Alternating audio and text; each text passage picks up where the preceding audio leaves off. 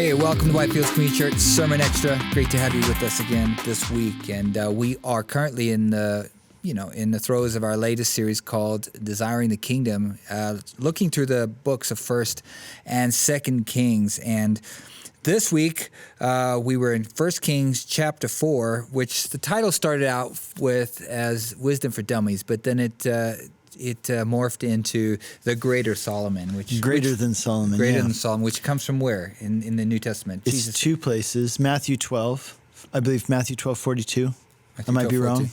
I think that's what it is. Yeah, so the Greater Solomon. So if you haven't seen that and you haven't been able to listen to that, you can find it on our website at whitefieldschurch.com, or of course YouTube, Facebook, Instagram. It's up there on Google Play already, and of course Apple Music. Any place that you find your podcast, you can download that and take a listen. I really encourage you to do that. So really insightful. We're getting into the life of Solomon and just into those passages about Solomon's wealth, Solomon's wisdom.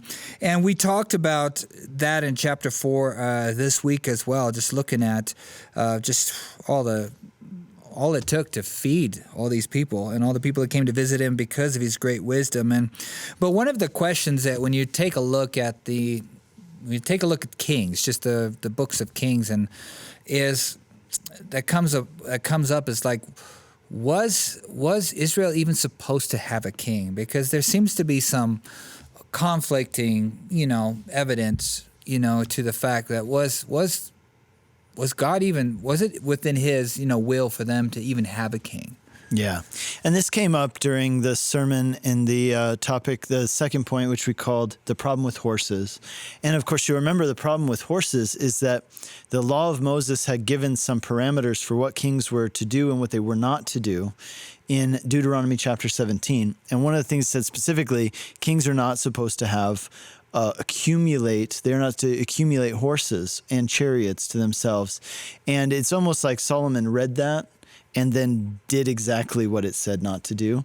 And if there's any question about that, you see that goes on to say, they shall not, one thing it says, they shall not lead the people back to Egypt, which he didn't. Okay, so there's that.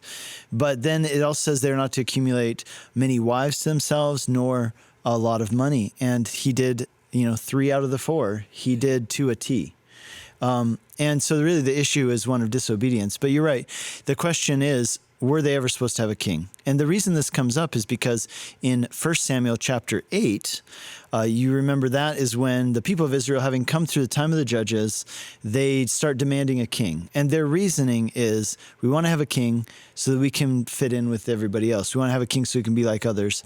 And God says, you are rejecting me. You remember Samuel the prophet feels like he's been rejected as the leader of the nation. And God says, no, they're not rejecting you. They're rejecting me as their king. And it's this idea that Israel was a theocracy, a true theocracy, with God as their ruler. God gave the laws, God gave the judgments, and then they had human people who were kind of in between people, right, who mediated on behalf of God to the people, prophets, and of course the priests. The prophets really functioning more as like the pastors of the people. Every now and then they would have judges who would rise up to lead the people for a time or in a battle or war or a season, and then they would kind of they wouldn't become the king. You remember that they tried to make Gideon their king one time, and Gideon said, no, I will not be your king. It was one of the good things he did. He did the weird thing with the ephod. That was a bit shady, but the point is that he did the right thing when he said that he wouldn't be king. And so then this time comes and people start saying, we need a king, we need a king, we need a king. And God says to Samuel, they're not rejecting you, they're rejecting me. And it brings up this question, were they ever supposed to have a king? And the reason why it's confusing is because in Deuteronomy chapter 17, it says, when you come into the land that the Lord your God will give you, and you say, set a king over us just like all the other nations, then here are the rules for the king. So God saw that they were going to have a king in the future and gave them rules for it. There's two ways of viewing this. Way number one says, Israel was indeed supposed to have a king, that it was God's will and plan for them to have a king, but the first king they were to have was not Saul, but David, the man after God's heart, who God was going to raise up as a shepherd, etc. And then they would say the reason God gave them Saul in the way he did, that was a kind of judgment from God, where you say, I want this so many times, that God says, fine, you want to see what it's like to have it, I'll let you have what you want, and you'll get to see what it's like and see that it's not that great. And that's essentially what happened with Saul. The other view on this says that in Deuteronomy, God basically knew ahead of time that they were going to insist one day in having a king. And so he said, okay, but here are the parameters for that. So it was never really God's will or desire, let's say the word desire instead, but that God permitted it to happen.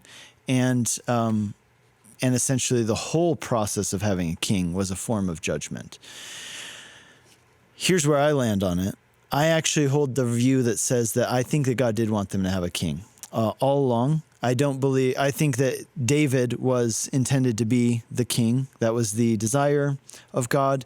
And then, of course, that he gave them Saul as a kind of judgment or punishment. Here's why I think that God always wanted them to have a king. Two main reasons that I would give you.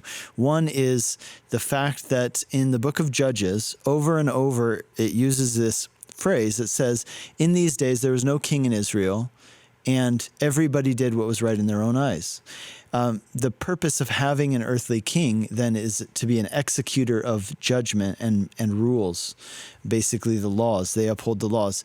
And you see that the disaster that not having a human king caused in the time of the judges, and it really comes to a climax at the end of the book where there's this weird, terrible story about this man who has this, he hires a Levite, right, to like be his own personal priest, and then there's something with a concubine, and then they chop her up and send her out in 12 pieces to the different tribes. It's like, whoa, what has happened here?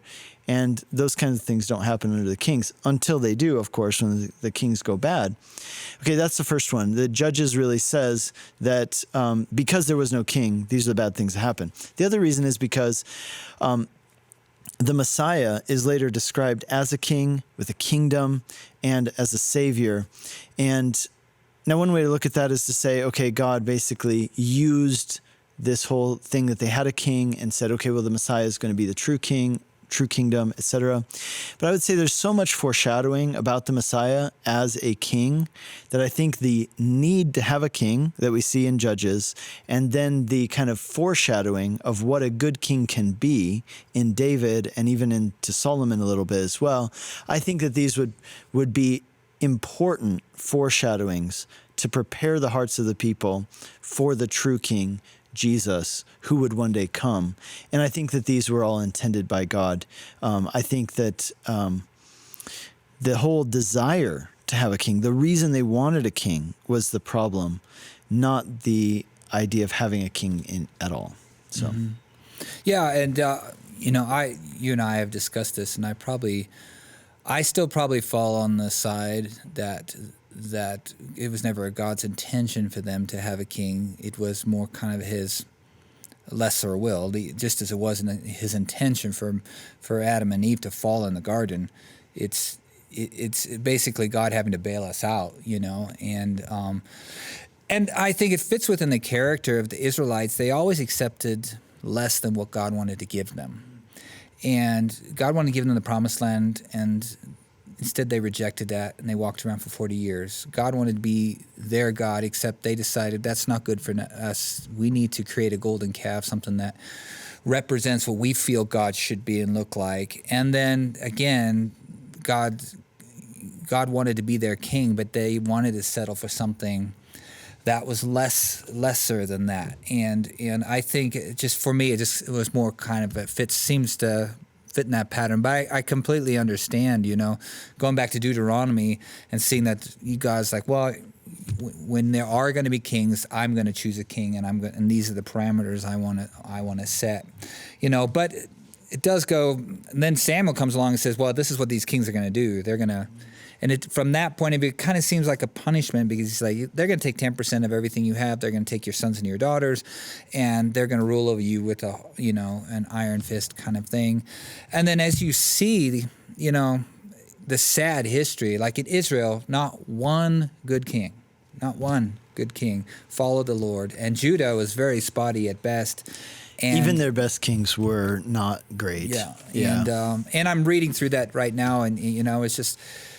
constant battle with I just read this whole section in 2 Kings about them, again getting rid of all the prophets of Baal, and it was just like this Jehu was getting rid of all the prophets of Baal, and so it just seemed like. And then when you even look foreshadow into the New Testament, when you go into the New Testament, what was the thing that was most confusing about Jesus' ministry was the fact that they thought he was going to be the king to overthrow the Romans, and so it was something that was kind of introduced that kind of really made the water super murky. But, again, it was, I think, us not taking what the Lord has given us, but wanting to create in our own image a God that we can touch and feel and mold into our own image. And, and of course, Jesus was nothing like that, and much more than what our imaginations. So I can't say that I come down on having...